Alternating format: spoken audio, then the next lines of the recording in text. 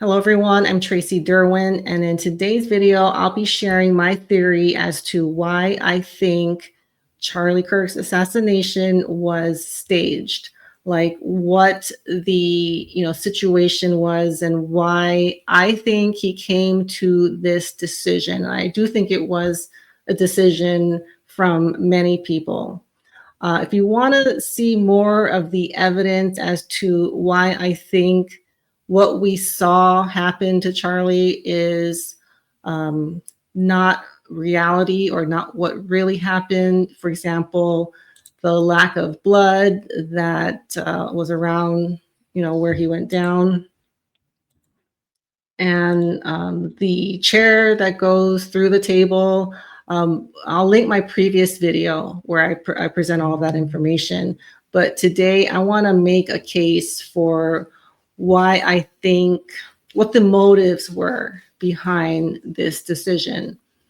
Now, Charlie was the head of the most influential group representing conservatives. And he had the attention of the younger generation, so under 30, like kids in college. And he had been, for the most part, very pro-Zionist and pro-Israel. So, in order to make this case make sense, because I know it might sound crazy to say that this was all a plan, this was all staged. I know how that sounds to some of you, but let me show an example of someone that I think kind of represents what Charlie went through back when he started TPUSA. Now, he was very young when that endowment was formed. He was only 18 years old. And that organization was funded for the past 13 years and became a huge success. And I think this plan came, a long time ago. I want to introduce a young man named Brylan Holohan, and he is 19 years old. I'll give you a little taste of what he is like. Well, thank you for having me. Extremely heartbroken, extremely shaken up. Charlie Kirk was one of my closest friends in this business, in a business where you don't have a lot of friends. That seems so lonely at times. Charlie Kirk was my mentor. I've talked to him just in the last 2 days. He stayed a mentor, and he texted me up until this week when I was on another Fox show congratulating me. Like, he didn't have to do that. He could have viewed me as competition. He could have said, oh, I'm not going to give this kid time, but he did. And this is heartbreaking, Will. But I am more energized than ever to carry on this torch, to carry on this legacy, because that's what Charlie would have wanted. He would have wanted us to continue to fight the good fight. So is this a possible replacement for Charlie? I think at this point in history, it might be too late, because this is what what I seem to be finding is this is how many people see Brylan. Now, this is AI. I didn't make this, but I'll let you see what it.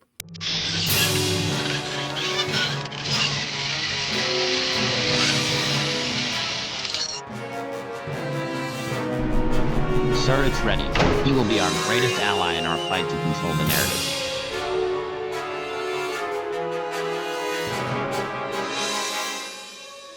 So Brylan has the same values and opinions as Charlie did, except that he is very pro-Zionist, and he, from what I can tell, is not questioning the narrative of Israel and what's going on in Gaza. And I'll play some clips.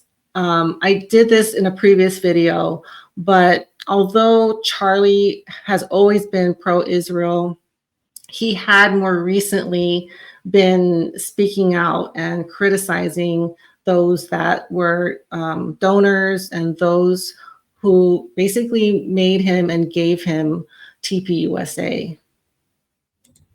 And Jewish donors, they have a lot of explaining to do, a lot of decoupling to do, because Jewish donors have been the #1 funding mechanism of radical, open border, neoliberal, quasi-Marxist policies, cultural institutions, and nonprofits.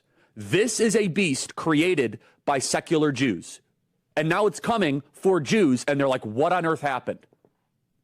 And it's not just the colleges. It's the nonprofits, it's the movies, it's Hollywood, it's all of it. It's like time for you guys to wake up and say no more, draw a line in the sand. I don't care if you hate me. So that is a little bit of what he was saying. It doesn't represent his overall perspective of Israel, but I know Max Blumenthal has been investigating this topic and following Charlie's career from the beginning. And he did report that more recently, like the months before his assassination, he had been under a lot of pressure to toe the line for Israel. And I'll link some of his videos down below, but I'll play the clip that he did with Megyn Kelly. And this was in July of this year. And it's in reaction to the reaction from his donors and reaction to what he had been saying recently. But I am sick of being lectured on like, you have to see it exactly as we see it and support everything, or you're against us. This is what they don't understand. You and I, Megan, and Tucker is in the same category, and they've tried to go after Tucker. Yeah. Is that the more you attack our moral character, the more we're going to double down in a direction, because 100%. Screw you, I don't do it that way, okay? Right. Like tell me I'm wrong. Cool. Tell me if I got my facts wrong. By the way, on the Epstein thing, Naftali Bennett says he wasn't an Epstein agent. We have to be pursuers of truth. They've denied it. Fine. Let's keep digging. Okay. It is all of a sudden, Charlie is he's no longer with us and all that. I said, wait a second. What do you mean? What does with us mean exactly? Right? Mm-hmm. I'm an American. Okay. Like I represent this country. The more that you guys privately and publicly call our character into question, which is not isolated, right? Megan, it would be one thing if it was one text or two texts. It is dozens of texts. Yes. Then we start to say, hold the boat here. And to be fair, some of my really good Jewish friends are like, that's not all of us, it's all, but these are leaders too, though, right? These are stakeholders, right? And so, look, I'm afraid, because when the hostile reaction is that now Megyn and Charlie are enemies. The more you try to tell me I can't criticize Israel, the more likely I am to do it, to focus on exactly what you're doing, right? Like what are you doing that you're so defensive? You don't own me. I have my honest opinions, which is why I had credibility for the 2 years I've been defending them, right? And I still have that credibility, and I don't need lectures from my friends who are more pro-Israel than I am, or who are just American Jewish people who are concerned about what's happening. I don't need lectures on my coverage, okay? I'll call it like I see it. And you have no right to come on this show and demand a debate with me because I've said something you disagree with. It's my show, and I'll decide the coverage we do here. So that was Charlie saying that, no, he is not going to toe the line. He is not going to obey what his donors were demanding from him. And Max has reported that he was getting, asked to go to this meeting where he was, just pressured into changing, his narrative, and even getting calls and just under a lot of pressure. And it was so bad that he supposedly, and I'll play a clip from Harrison Smith, and he's referring to a clip here. So this came out shortly after the assassination, but it was posted before that, and says that that Charlie thinks Israel will kill him if he turns against them. And here is Harrison explaining what was happening with Charlie. Thinking about it from Israel's perspective and going, first of all, without my tweet as context, it kind of doesn't make any sense, because Charlie Kirk is the pro-Zionist guy. He is the pro-Israel guy. He holds that banner, and he's known as that. So to say Israel is going to kill him, that genuinely doesn't make any sense. But then when you think of it as, what if he was going in that direction? What if they were listening in to him and he was in communications with people saying, hey, I think I'm going to go this direction, and they knew his intentions or saw this pattern? Then suddenly it's like, okay, here's this pro-Zionist guy with this incredibly powerful platform that they built, by the way, that Charlie has thanks to them. So if he's going to take what they gave him and turn it against them, that could literally destroy Israel, because the youth is people they're most concerned about. They're bringing over all these under 30 people to Israel to train. They're very concerned about the youth perception of Israel. Charlie is the dude when it comes to Israel. He is such a powerful component of their apparatus. And so then you think like, all right, we can't let him turn. That's just like totally unacceptable. And if he starts to turn and we take him out then we'll be blamed. So, you take him out before he ever really genuinely turns, and then he's the Zionist martyr, and maybe you blame it on a Palestinian, and then you get more anti-Semitism stuff, and you unify the right, and they stop criticizing your guy, anymore. So that's one theory, and initially that's kind of what I thought happened. But now at this point, what I think happened, and now this is a theory, I don't know if we'll ever have someone come forward to confirm this, whether this is true or not, but this is what a lot of you guys asked, what was his motive, or why would he go along with staging his assassination? It just doesn't make sense. It's just not like him. He was a good man. He was a Christian man. He would never betray us this way. And I get that. That's what I thought. There was it wasn't even a question that he would go along with this. That's what I thought. That's why I couldn't see this as being a possibility. But if you really think about what he was going through, the months before this event, he was looking at potentially a lifetime of living in fear of his life, his family's life. And if he was going to continue to have this political career, it would have always been there. It would have always been in the back of his mind. If I continue saying this, I might be taken out at any moment. And do I really want to live like that? And do I really want that for my family going forward? And I think a group, potentially the current administration, proposed to him this plan that we are going to stage your assassination. We're going to let the world know. We're going to, put the event on everyone's device and everyone's feed. And, that would be the end of the persona of Charlie Kirk. But meanwhile, his legacy will continue, and Turning Point USA would actually be elevated like it has. Now everyone knows what that is. And from what I'm hearing, it's more popular than ever. The applications and the support that TPUSA is getting has gone to an all-time high. So this way he would be able to preserve his legacy, preserve all the things that he had worked for. He would be able to continue the momentum that he had started, with MAGA and, building what he wanted for the future of his country. And meanwhile, maybe Israel will get blamed for it. And maybe that was good for him. Maybe that's what he wanted. Maybe that's what a lot of people wanted. They wanted it to look like Israel was responsible.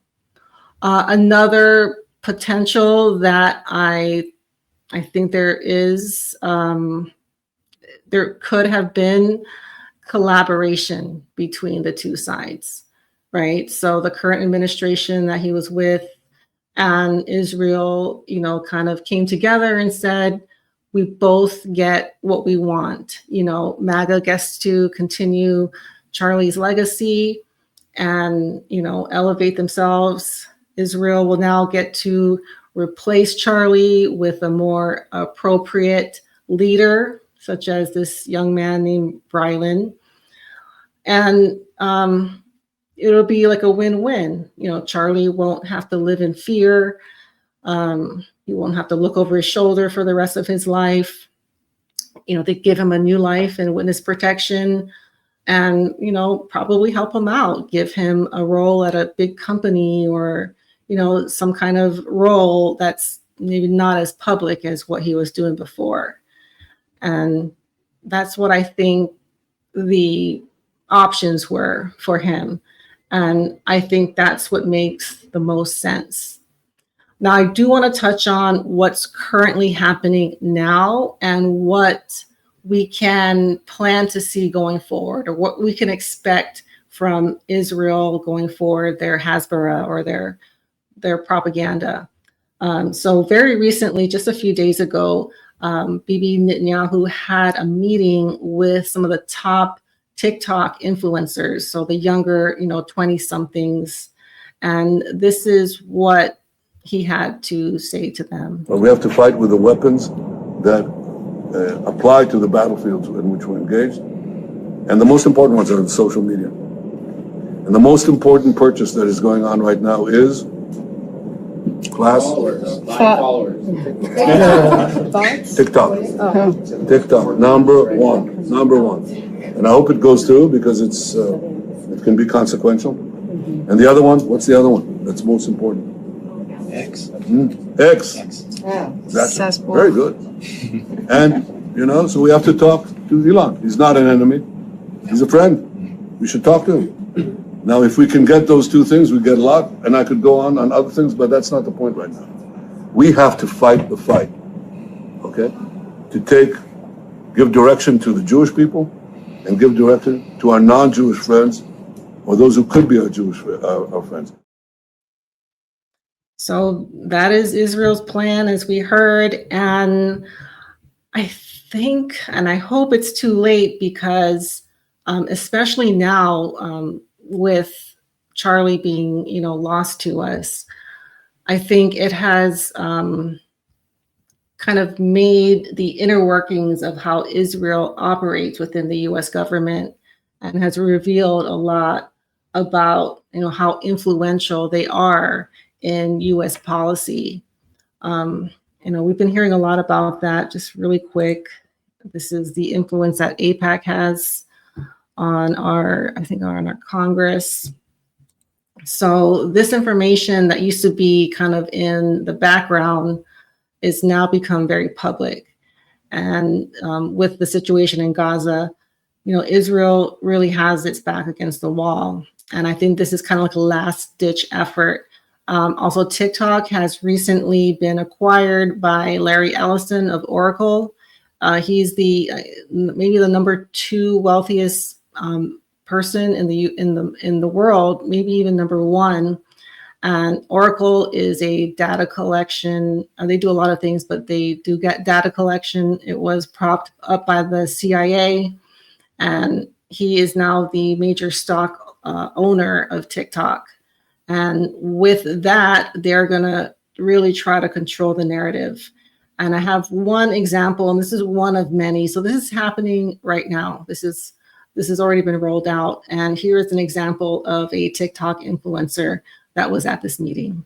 AIPAC is something that I see all the time. Number one, AIPAC is not an Israeli organization. It has no ties whatsoever to the government of Israel. It's not foreign lobbying. It's a lobbyist group that happens to be lobbying for a certain group of people, right? And this is not unique to Israel. There are multiple countries that do this, and there's multiple different groups that do this. For some reason, people just attach on to AIPAC, despite the fact that AIPAC makes up less than 5% of the lobbying. Moving on from that, we were asking questions about these rumors that Israel has been going out and funding people, and no, none of us were paid for that meeting, but I wish. Bibi, if you want to write the $150 million check, go for it. But we asked about funding, and as he explained, Israel is not offering to fund anybody. They're not trying to get involved in American political advocacy groups. That has never happened. And if you're concerned about this, who you should be concerned about is Qatar. The last thing that we really touched on was the aid. People don't know this, but Netanyahu's first address to Congress was to say that they didn't want aid. Jimmy Carter, who was a notoriously anti-Israel president, is actually who started this because he saw that Israel was building up their air force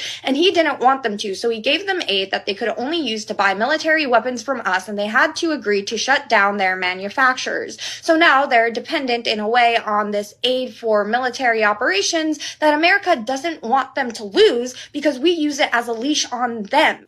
So, Very Sagar, smart points. I just pulled this up on TikTok. Here are the top comments. Number 1, on the payroll confirmed. Number 2, that AIPAC paycheck must be insane. Number 3, did she just say that AIPAC's not an Israeli lobbying group with 4 question marks?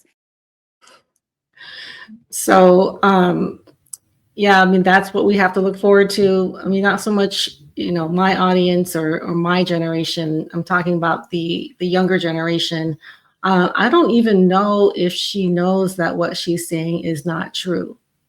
It just kind of dawned on me that they might be so young that they think this is all true. And what they've been told to say is the truth. I'm not sure, but yeah, that is their plan. And I do think it's a little too late, but time will tell. There is a very short window of opportunity for Netanyahu because of the pressure, the international pressure for him to resign, to get arrested for the war crimes and everything he's been doing. And yeah, I really don't think he has a lot of time to accomplish what he's been trying to accomplish, but he's definitely going forward with all the attacks that he's been launching on his neighbors. And he definitely needs US and especially the younger generation to support what he's doing. And this is, I think, a last-ditch effort, kind of like a Hail Mary, to get there. But I do think it's too late. I think because of social media, most of us are more savvy to what's happening and we just know better. If you've been paying attention, you probably know better. So that's my theory, and I hope you guys appreciate that, and I hope that helps I hope it does provide some clarity as to why I was able to come to the conclusion that this event we saw was all staged. So that's going to do it for today. Thank you guys so much for watching, and I will see you all soon. Bye.